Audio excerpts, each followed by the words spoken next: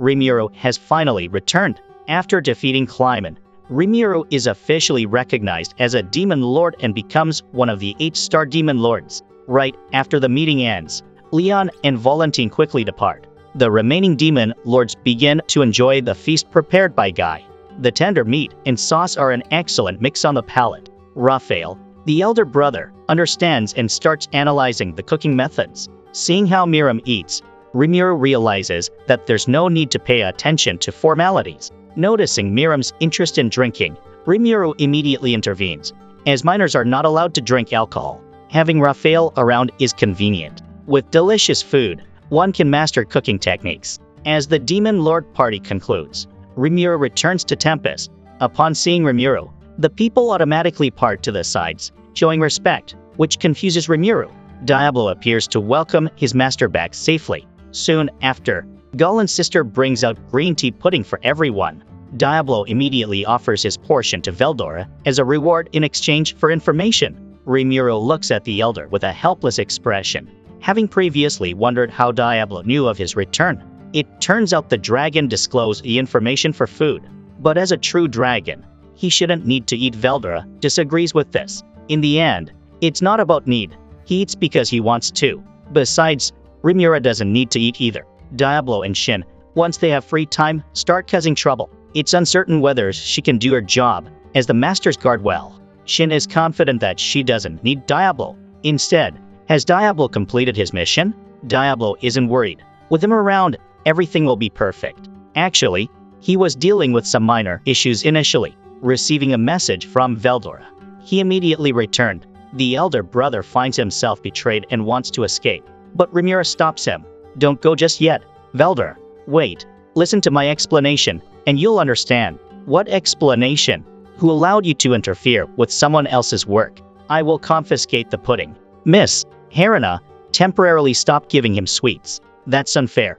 Don't you care about me? Rimuru worries, wondering if something happened at Famet. But while Rimuru was at the Demon Lord party, Diablo had everything under control. The first step is to restore the 3 people Qian turned into 8 pieces. It's unknown what skill Qian used, but she managed to create a grotesque mess. Normal restoration magic had no effect. Diablo helplessly resorted to some brute force methods. Screams heard from a carriage nearby make him fear that those 3 might not even reach Famet. The Archbishop, newly revived, is grateful to Diablo. Next, Raisin requests to restore the king first. Diablo remembers that Raisin was the weakling he had choked before, and to request his help, he had to pay a price. Raisin knew that Diablo was one of the 7 ancestral black demons, Noi, but more terrifying was that such a being even had a master, outwardly harmless, but containing the unimaginable power of a demon lord. The kingdom of Famet originally wanted to pick a soft apple, but instead awakened a sleeping lion. So, as soon as he was restored, Raisin requested to become Diablo's subordinate. Everything he has from now on will be dedicated to him, just begging him to be merciful and give the king a chance. Diablo agrees to take this guy under his wing, but absolutely does not allow any disrespect towards Rimuru in the future. But if anyone disrespects Rimuru, they will pay the price. Diablo threatens to vaporize the entire land of Famet. The Archbishop, upon hearing this, kneels down along with Raisin. As the Archbishop of the West, surely he can lend a hand. Seeing the long-serving royal wizard also abandon the kingdom, the king is forced to compromise to save his life, promising to cooperate and follow all of Diablo's directives. Being suspicious, Diablo doesn't trust mere promises, using his skill, the Tempter, to make sure no one can betray. Yum can't help but poke his head out of the door to ask about the situation, and Diablo, with a dangerous face, replies that their spirits are very good. As the group crossed the border into the city of Famet, Raisin was immediately surrounded by ministers upon arriving at the palace. He explained that the entire army had been killed or gone missing after they accidentally wakened the storm dragon during battle. When Yum and his group entered, a fool spoke up, scolding them that civilians should not be present. Raisin clarified that they were the benefactors who saved lives. The details would be explained by the Archbishop. The battle between the kingdom's army and the monsters had caused countless casualties. It seems the chaos had revived the storm dragon, who then started attacking indiscriminately on the battlefield. At a critical moment, the man appeared, the lord of the monsters, Rimuru. It was Rimuru who persuaded the storm dragon, allowing them to narrowly escape death. Everyone was surprised that they could communicate with each other, especially being enveloped by the dense magical aura of the storm dragon. Most creatures would surely die. The Archbishop mentioned that Ramiro leads the Dura Forest Alliance, but everyone thought it was merely Ramiro's claim. Sensing Diablo's murderous aura, those in the know immediately broke out in cold sweat. Raisin quickly corrected them. It was not a mere claim, as he had seen Tempest Capital on par with other nations. Even Dread, the manager of the Dura Forest, was subordinate to Ramiro. It was with Dread's help that Ramiro managed to negotiate with the Storm Dragon. At this point, the sober officials knew their situation was not very favorable. Yum mentioned that he had previously collaborated with Ramiro in defeating a demon lord. In reality, Ramiro is very friendly and has expressed a desire to coexist with humans. The fool continued to boast, loudly demanding that Yum negotiate with Ramiro. However, Yum's next word shocked everyone. Ramiro's usual friendliness did not mean he was so at this moment. After all, it was the kingdom that first sent troops to attack Tempest. Ramiro had friends who had sacrificed themselves, so he was very angry. Fools often do not fear death. Since Yum has a relationship with Ramiro, he could act as a neutral mediator and should talk less nonsense. Unbeknownst to him, he was dancing on a knife's edge. Yum calmly told the fool to calm down. After all, he was born in famine. Therefore, Yum would visit Ramiro in hopes of negotiating. The lowly commoner should stop draping national righteousness over his mouth. Enough. I told you to stop talking, you fool. If you don't understand, then keep your nonsense to yourself. Now I can finally relax.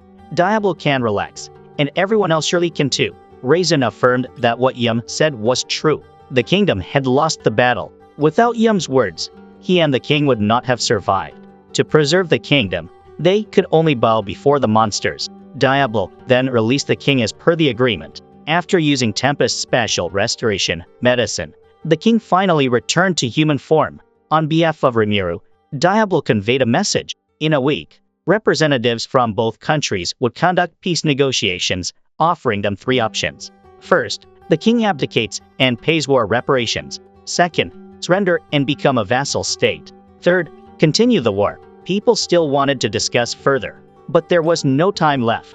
They had to convene the nobility for opinions. Shut your mouths. Your issues have nothing to do with Lord Ramiro. Listen well. Don't start petty tricks, nor allow any delays. If there's no answer in a week, it will be considered a desire to continue the war. Understand? Additionally, as a condition for negotiation, Diablo demanded they pay 10,000 gold coins as reparations. Ramiro was startled. This was 1,000,000,000 yen, feeling it was a bit excessive, but Diablo thought it was no issue. He seemed to offer three choices, but in reality, only the first was feasible. The kingdom's army had been completely destroyed. Continuing the war was impossible. The nobility would also not agree to become a vassal state. Therefore, the only viable option was the first, abdication and reparation. Once the king lost power, he would become the target of blame by the nobility.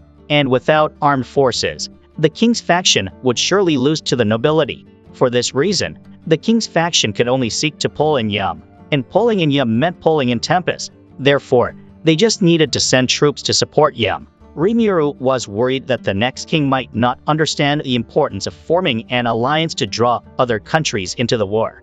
Diablo assured his master not to worry, although he admitted the likelihood was slim. However, if that were to happen, he himself would join the battle. With Clayman dead, the clown group had lost contact with him. This outcome was surprising to them. They wondered why someone as good as him could suddenly die. But eventually, they realized they had underestimated the Demon King. The group members were relieved that at least Laplace was safe. After all, Valentine, who was previously as powerful as the chairman, was actually defeated by Laplace. But they didn't know that it was the night of the new moon, when a vampire's strength wanes. And he was not as foolish as Clayman. Clayman's overconfidence had brought disaster upon himself. This statement made Footman discontent, and he punched him.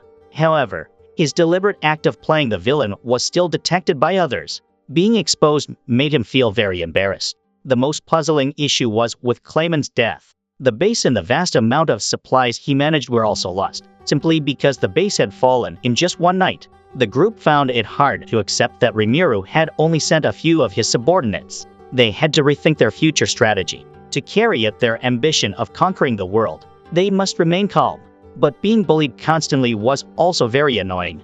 So, they planned to teach Rimuru a lesson. Even without fighting, they could set a trap for Rimuru to fall into. On the other hand, Hinata discovered that the Western Church had entrusted everything to a deity, thereby achieving perfect equality for the people. But the true identity of this deity was the Demon King Luminous. Hinata believed that the only thing she could rely on in this world was herself. After seeing the Western Church's people killing monsters and saving children, she decided to join the Western Church, and within a year, she became a holy knight and was promoted to captain in her 3rd year. But as her status increased, she also began to see the true face of the church. Later, she discovered that the real identity of the Pope was a vampire named Louis, who was also the twin brother of Demon King Rai. Hinata could not accept that a vampire, posing as a deity, was ruling over humanity. Therefore, she decided to destroy the two brothers Rai. After a fierce battle, although Hinata was able to defeat the twins, she herself was at her limit.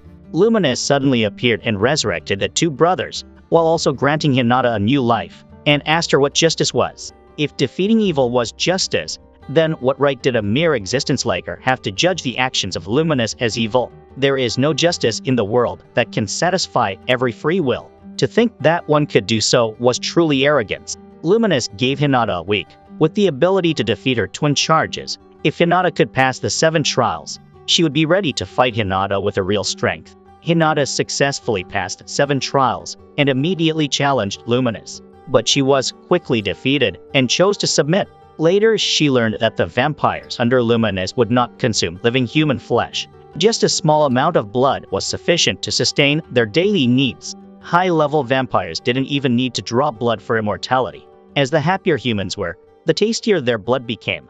Therefore, Luminous strictly prohibited his subordinates from drawing too much essence, which had created an order and peace that other countries could not match in the Western Church. Therefore, Hinata was ready to protect Luminous and protect this ideal land. But unexpectedly, she heard that Roy had died after returning from the One Purchase party. The intruder who had escaped that night had killed Roy and fled. Roy was certainly not weak, which meant that the clown who had escaped that night was more powerful than even the Demon King. Roy's death could diminish the people's faith in the deity. Luminous was a bit saddened by this. She recounted what had happened at the Demon King's party to the two people. She was annoyed because Veldora always interfered with her, and she was even more angry because Roy had died where she couldn't see. Otherwise, she would have been able to resurrect him.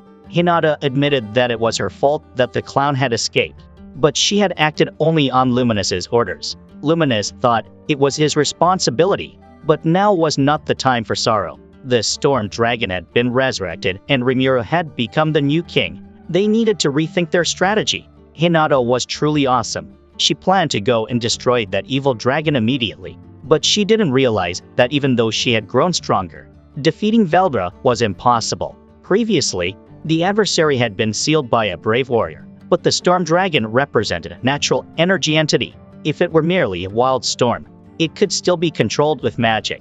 However, the storm dragon had its own will, and neither sword nor magic could injure it. The shockwaves released by the storm dragon when enraged could easily destroy an empire in an instant. This is why the splendid Rose Palace had turned into ruins. But Hinata refused to give up, vowing that she would eventually kill him. Luminous saw through her determination and advised Hinata to know her limits, not wanting to lose her. As for Rimuru's existence, Luminous decided to let it be. Hinata worried that as Tempest was growing strong, if Rimuru harbored any intentions, it could be dangerous.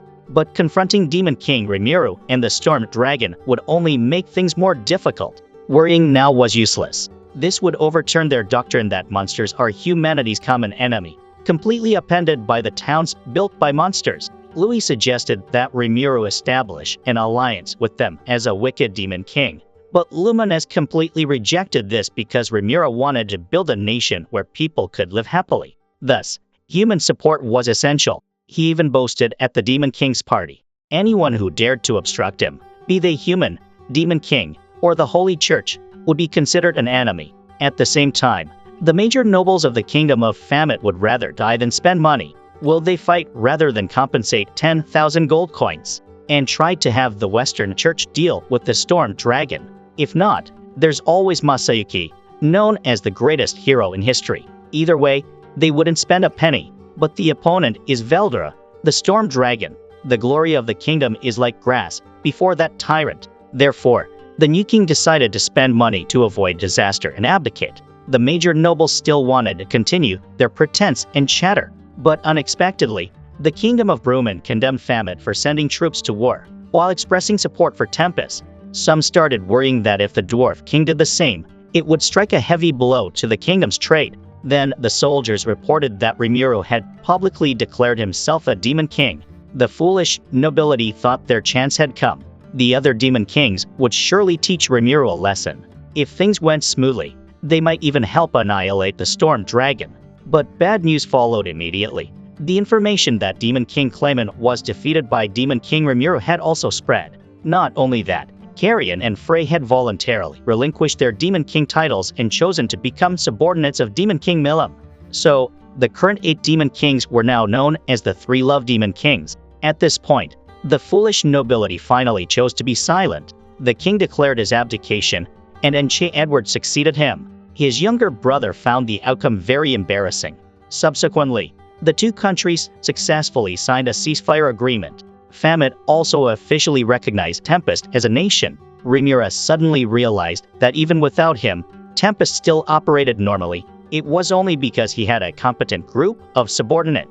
As soon as Remira got home, he was hugged tightly by Suna. He realized only Hakiro was absent. Suna explained that Hakiro still had matters to attend to. Judging by Shu Ai's reaction, Remira guessed that Suna had likely assigned all the cleanup work to Hakiro.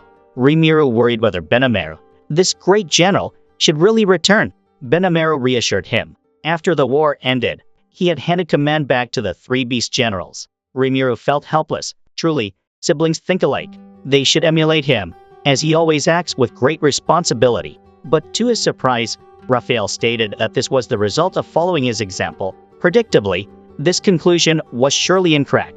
After evolving from the great sage to Raphael, had his computational abilities decreased? No, there was no evidence of such, which was crucial to prevent a rebellion by the demon prisoners. Before leaving, Benamero also explained this to them, and the 3 beast generals would soon return. The beastmen's capital had been destroyed by Milam, and the beastmen could only temporarily live in Tempest. Benamero would arrange for those with villages to return home. Those who came to Tempest were beastmen who wanted to learn technology, while the demon and beastmen with strength stayed behind. Under Gil's command, they would excavate the ruins of the capital, this time including the demon prisoners. To be cautious, everyone would also be on high alert. Remiro was pleased that his subordinates were intelligent and skilled. Even without his orders, they could judge and act on their own. Remira suddenly realized that things would be fine without him, which brought a feeling of loneliness. A few days later, Diablo brought the peace treaty and a portion of the compensation to meet Remiro.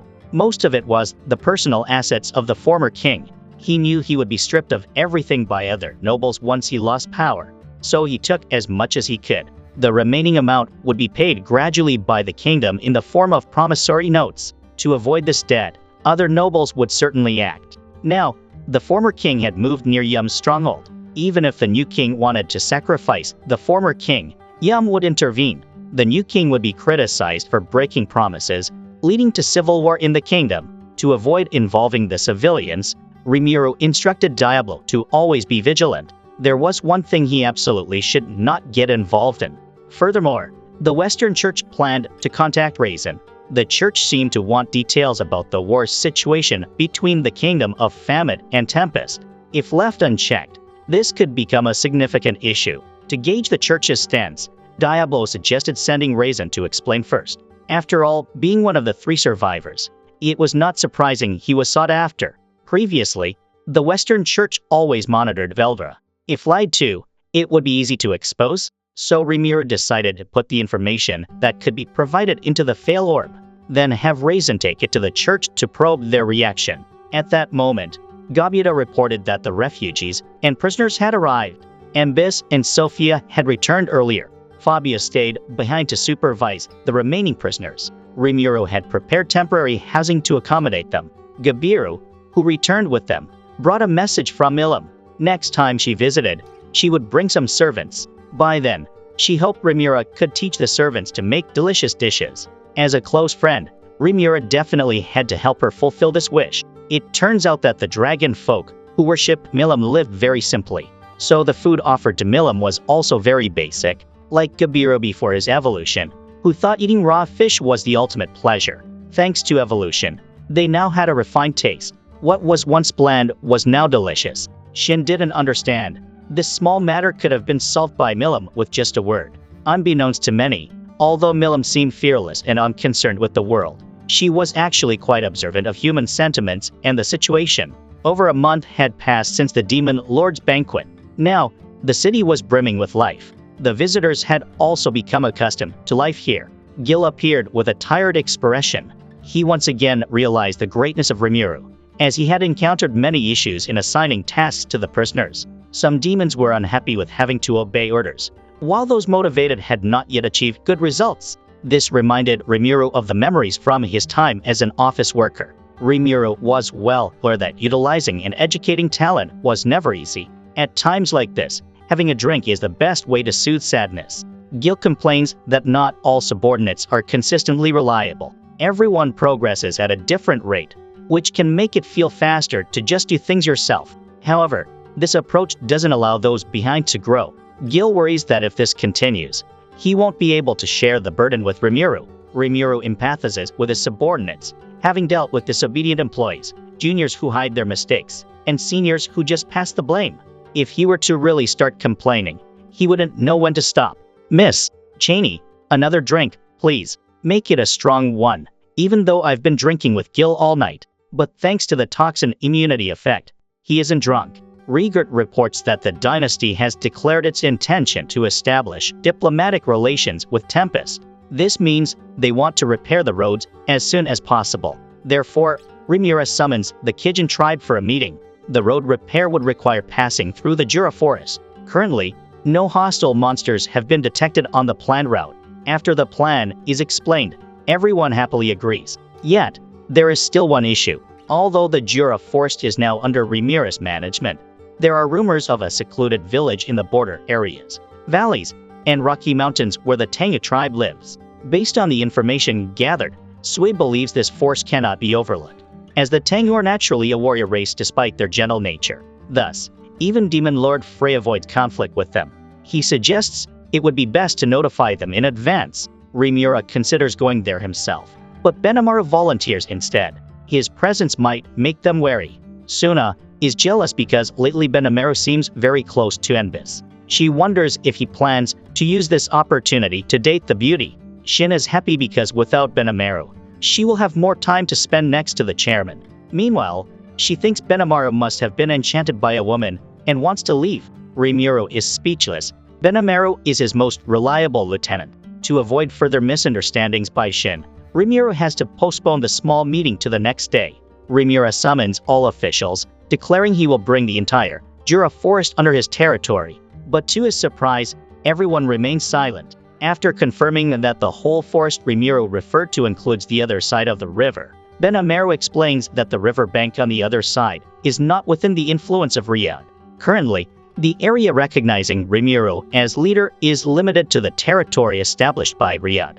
For the monsters on the other riverbank, the emergence of the new Demon Lord is a headache. Ultimately, this means the forest's resources are now Rimura's. Previously, everyone understood each other when harvesting resources, but now they must ask Rimura's permission first. He is now a Demon Lord. Failing to ask permission is seen as rebellious. Thus, Gabira's father plans to visit. Thinking about having to entertain guests continuously in the future gives Rimuru a headache. He decides to announce outside that Tempest is officially launching, rather than having people seek him out individually.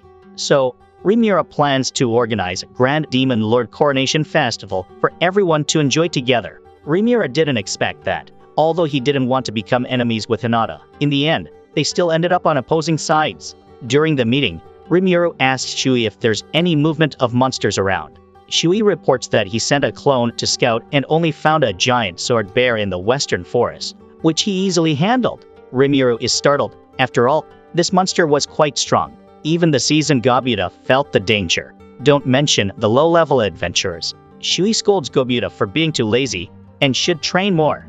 Gobuta retorts, "They are devils." Retorts, Oh right, they really are devils, except Shin is a demon. As Ramiro is pondering how to handle the monster situation, Cajun tells him not to worry. Previously, thanks to Ramiro's guidance, they had secretly developed an automatic magic generator for setting barriers. It can maintain magic input like the previous magic seals, but the scale and performance are entirely different. In their spare time, Gabiru, Kurobi, and Tuna also lend a hand. This makes Ramiro think this device will be formidable. Everyone gathers around the magic device. This automatic magic generator uses the magical elements found in the air, but its benefits extend beyond just creating a magic-resistant barrier. It can also reduce the concentration of magical particles in the air.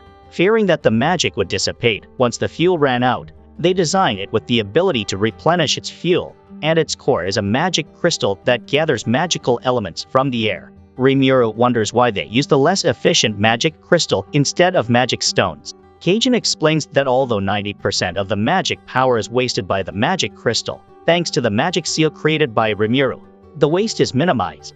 As a result, the remaining 10% of the magic power is used very efficiently. The wasted magic particles don't disappear and can be recycled, creating a sustainable energy source for the device. It can also absorb magical particles from the air, reducing the proliferation of nearby monsters. They developed it based on a suggestion from Ramiro about a music player. By changing the magic panel, it can also produce various other magical effects. If it can be miniaturized in the future, it could be carried around as equipment, or if enlarged, used as a strategic magical weapon. Once this device becomes widespread in the town, the area will become extremely safe. As everyone discusses happily, Veldra suddenly appears, laughing maniacally, saying he can now freely release his aura. Ramiro jumps, knowing that if this dragon truly releases his aura, it might instantly destroy all weaker creatures in the vicinity, potentially turning the area into a dead zone and possibly spawning a large number of terrifying monsters, like Charadish.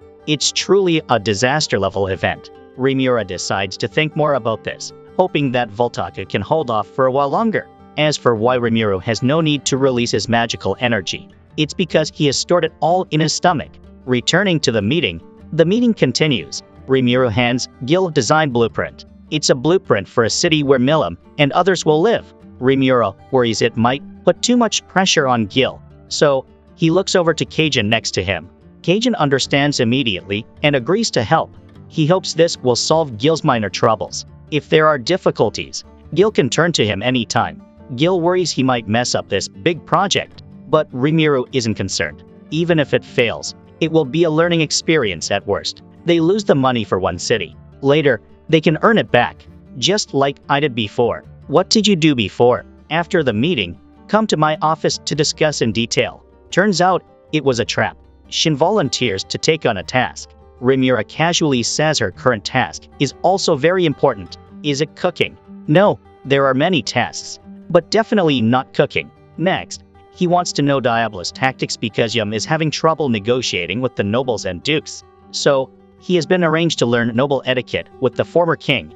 Depending on the situation later, the former king might become an ally. As for the new king, he is as expected secretly active.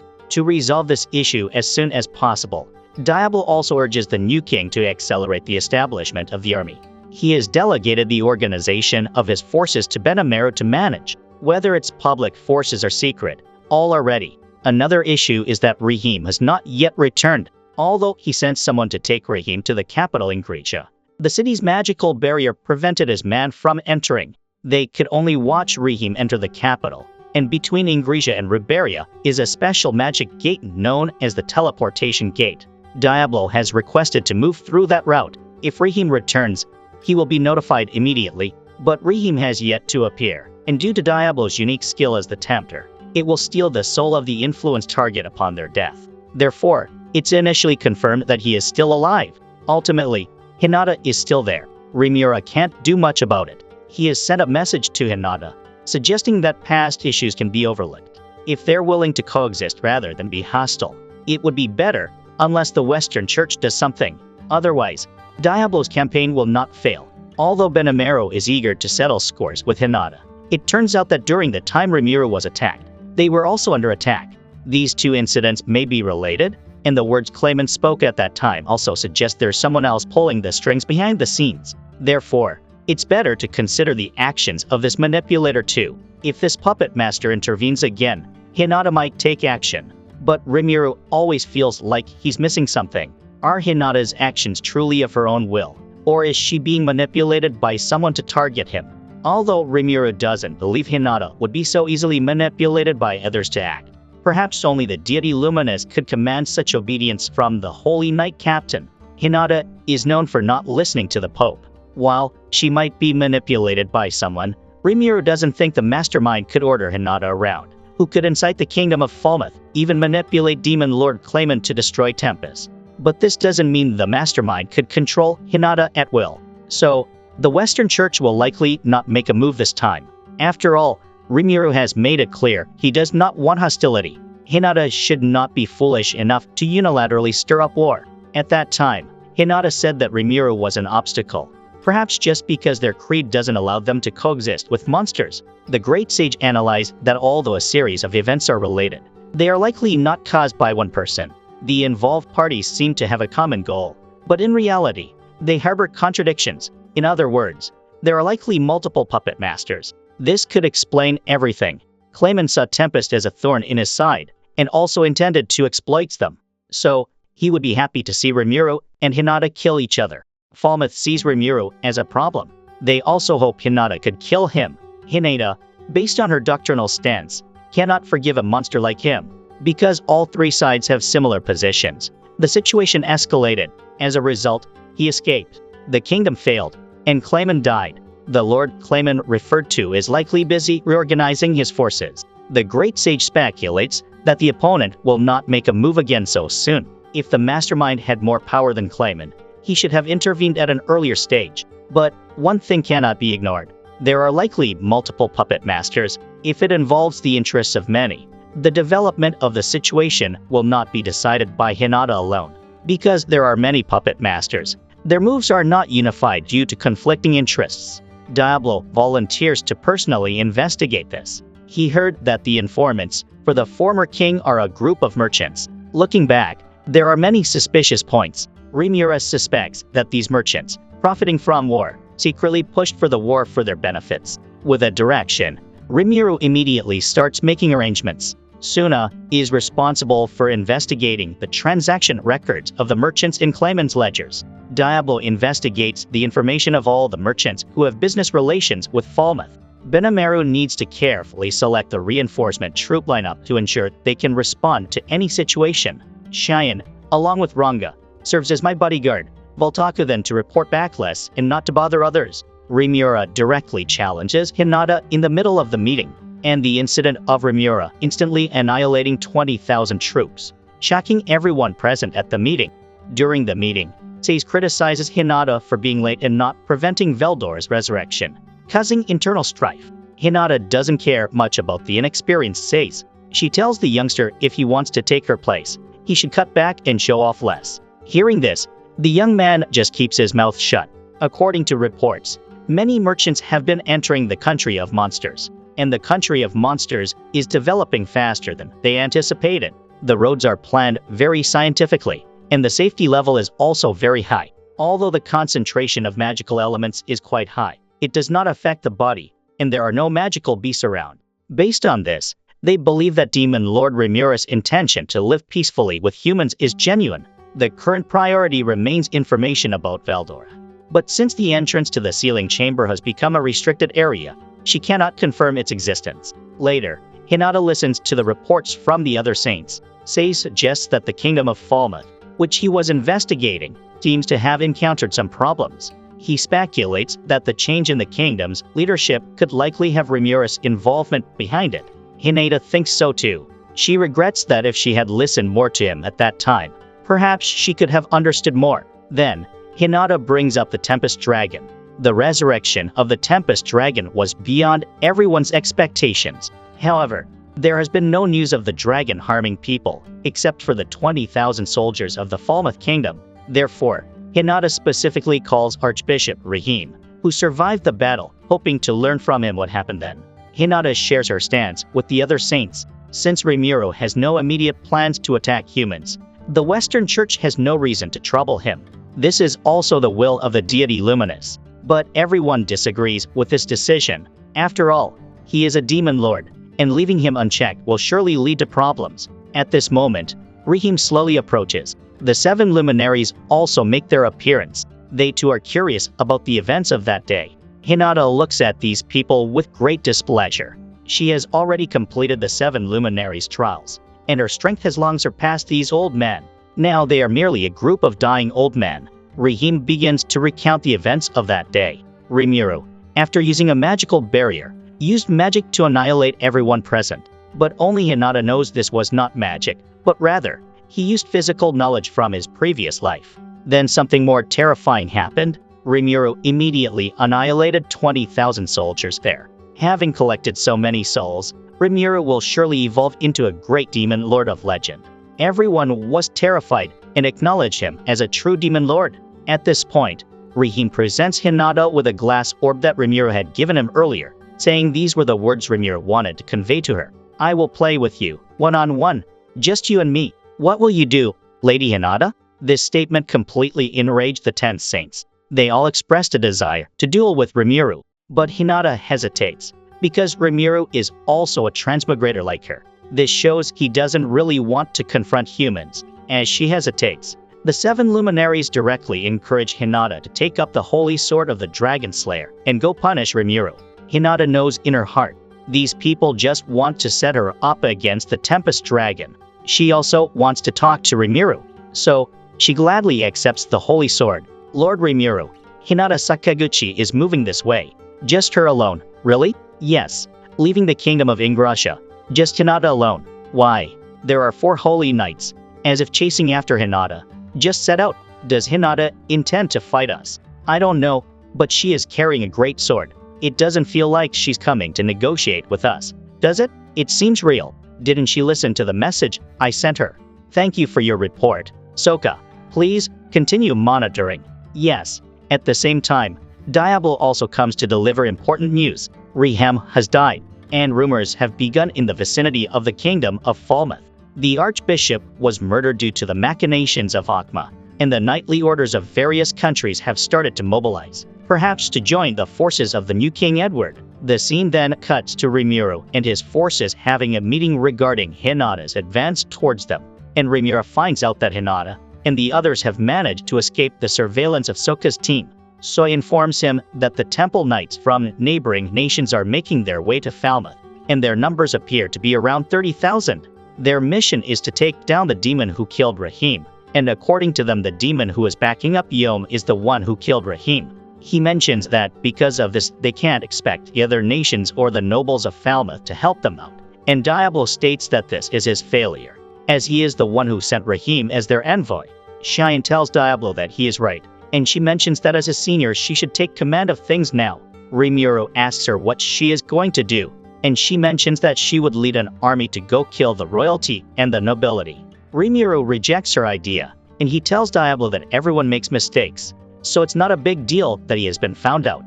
Diablo states that continuing with the plan might not be a good idea with all this talk about a demon going around, and Rimuru tells him that he should try to make up for his mistakes. Shuna mentions that Rimuru is right, so Diablo shouldn't let small mistakes get him down. Diablo wonders if Rimuru wants him to continue with the plan, and Rimuru tells him to see this to the end, and Diablo agrees. Shuna then suggests that they should seek advice from Adelman regarding the Western Holy Church, as he was a high priest of Luminism. Rimuru remembers that Adelman was the guy guarding Clayman's castle, and Gabiru informs him that he is currently working at the sealed cave, and he uses thought communication to summon him here. He is happy to finally see Rimuru with his own eyes, and he gives him a buttload of praise. Shuna tells him that they are short on time, and she asks him to get back to topic. Adelman then states that he once served as a cardinal at the Western Holy Church, and Rimuru thinks that this is one of the highest positions in the church. Adelman explains that the Holy Empire of Lobilius is a religious state with God Luminous at the peak, and the Holy Emperor is the spokesperson for their god, and their identity is unknown. The nation's day-to-day operations are handled by the papacy, and in his time the entire Western Holy Church was merely a division of the papacy. He mentions that the Western Holy Church began as a missionary group to spread the good word about Luminism, and they had no standing army. The Temple Knights were formed by the papacy to protect their believers from monster threats, and the nations of the world welcomed their presence. This created friction among their relationship with the other nations, and to address this, a division that worked under the direct control of the Holy Emperor was formed, and it was called the Master Rooks. They all boasted tremendous strength, and had rights to give orders to the Temple Knights. Then the church acquired the Paladins, and their influence in the affair of things grew stronger. Rimir wonders why this happened, and Adelman mentions that this might have something to do with the presence of the 7 days clergy. When he was there, the 7 days clergy had power second only to the emperor, and they seemed extremely fishy. The church was falling into depravity back then, and they also laid a trap for him. Rimir thinks that Adelman must have gone through a lot, and Adelman mentions that Hinata trained the paladins who were turning into a former shell of themselves into the strongest knight corps, and now Lobelius had acquired both the Master Rooks and the paladins. Adelman tells Rimir to be careful, as Lobelius is home to a group of enlightened called the 10 Great Saints, and Raphael informs Rimir that this is an evolution of humans who underwent rigorous training. It's something close to a demon lord seed, and Adelman explains that there are those known as the 3 battle sages within the Master Rooks. They, along with the 6 commanders in the Paladins and Hinata, form the 10 Great Saints, and Rimir thinks that the 4 people who are coming here with Hinata must be from the 10 Great Saints. Adelman then asks Rimir to let him reason with Hinata, and he mentions that he will convince her to abandon her faith and turn it towards Rimir. Rimir mentions that there is no need for this, and he asks Adelman to leave for now. After he leaves, Rimir states that they should devise some countermeasures now that they have all the information, and Veldra wonders if it's finally his turn to act. Rimir tells him that he wants him to be their last line of defense, and thinking that it sounds cool, Veldra agrees to this, and Rimir thinks that this should prevent him from going berserk.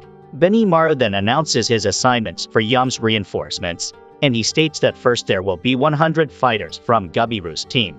Then there will be 100 members of Team Korini who will lead everyone. There will also be 4,000 green numbers, and 100 goblin riders led by Gobda. This makes their forces 4,300 in total. But Gobda is not sure about being on this mission. Benimaru states that Hakira will be supreme commander of this mission, and if anything goes wrong, he will back them up. Rimir then tells Ranga to follow Gobda and the others and keep them safe, and this puts Gobda's mind at ease. Rimir then asks Diablo what's his plan this time, and Diablo states that 30,000 reinforcements are beyond his projections. He initially assumed that the new king's forces would number somewhere around 10,000, and he states that first he will have Edmaris send a letter to Edward once he begins to move his forces. Edmaris will ask him to explain his actions, and the new king will most likely say that he has no obligations to honor the contract signed by Edmaris and execute him. He will claim that with this the agreement is null and void, and Rimir thinks that if this angers them enough to stage a military operation, the other nations will join together to resist them. Diablo explains that Edmaris is laying low in Nadal right now, and he is being protected by Young's squad.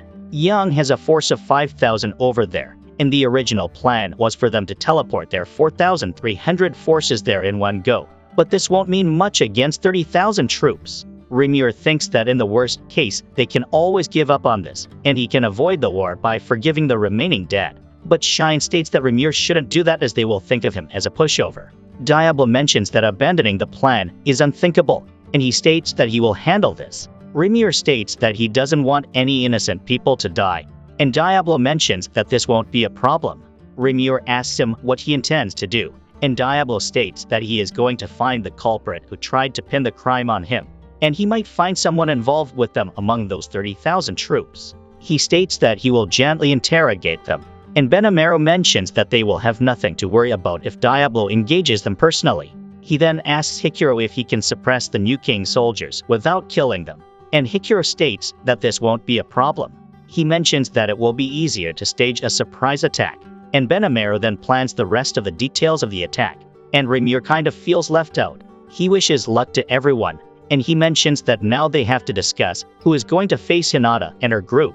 Zoe then makes an urgent report, and he mentions that according to Hokyusu, who was keeping an eye on Ingratia, 100 mounted knights have departed from there. They are most likely heading here, and Rimir thinks that they might be trying to meet up with Hinata.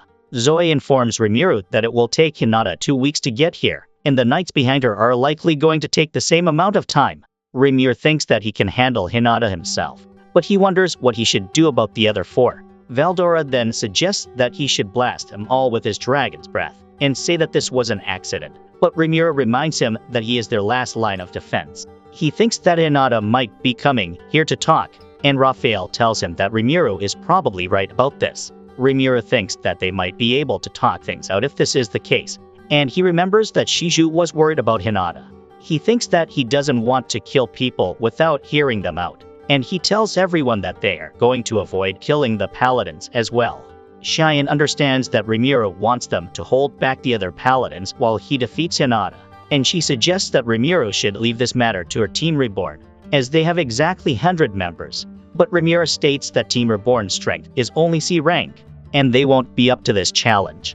Benimaru tells Rimiro that this might be an effective plan, as Team Reborn has the extra skills called Complete Memory and Self-Regeneration, and their weakness would put the paladins off their guard. But Rimiro thinks that this would make them well suited for buying time, and Benimaru mentions that he can send Team Corona to assist them if they're in trouble. He introduces Gabua to Rimiro, and he states that she is the leader of Team Corona.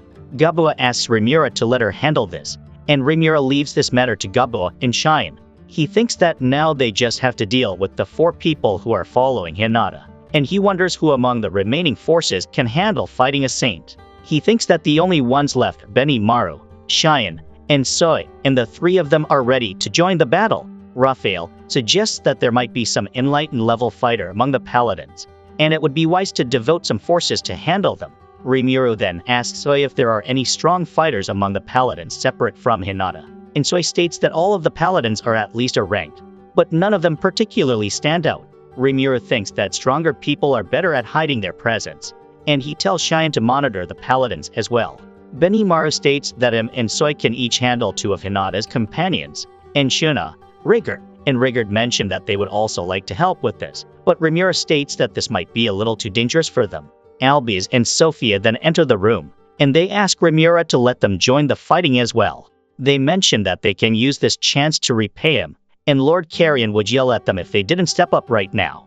Benimaru vouches for them, and Rimiro agrees to let them join. He tells everyone that they should immediately start to annihilate the enemy if they feel cornered, as the lives of their allies are their top priority, and he hopes that everyone can make it through this like always. Elsewhere we see some people having a meeting, and Glenda tells them that everything is going according to the plan, and Hinata is still oblivious to their actions. Granville then tells Damrata the merchant from the east that his lies have been discovered, and Damrata mentions that it's not an issue, as they have earned a great deal in return. He states that he trusts Granville, and Granville mentions that he knows that the East's objective is to orchestrate a division in the West and make money from the ensuing weapon sales. They will then wait until they are exhausted and mobilize the Empire.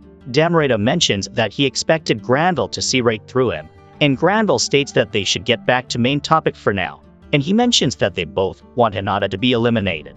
Damrata mentions that their biggest obstacle, the evil dragon, has been tamed by Rimiro, and they can negotiate with him. So their next threat is the Western Holy Church. Granville wonders if the 5 of them are not worth his notice, and Damrata states that the 5 of them are intelligent and understanding of their interests, and after the Empire takes over the West, all of them can work together to control its economy. Granville has no intentions of working together, and Damrata wonders if he is going to oppose them. Glenda then points a gun on Damrata for being insolent, but Granville stops her, and he states that he doesn't want to tilt the balance of power between Falmouth and Ingratia. He mentions that they can't let this land be taken by a demon lord, and Damrata states that he doesn't want to lose the trade route connecting to the Dwarven Kingdom. He mentions that he bears a grudge against Rimiro, as he defeated Clayman, who was their valuable trading partner. Granville then tells Damrata that he doesn't need to worry about Hinata, as she has already marched into Tempest, and Damrata mentions that he will eliminate the demon that's conspiring within Falmouth. Granville tells Glenda to work with Edward to further pressure at Maris, and for now Rimiro should have his hands tied with Hinata. Damrata then leaves, and Glenda states that this merchant pisses her off. Granville asks her to not be like this, as that merchant is part of an underground organization called Cerberus that ruled the underworld in the east, and he is one of their leaders. But this mission won't be easy for him, as the demon he is dealing with is not a mere archdemon.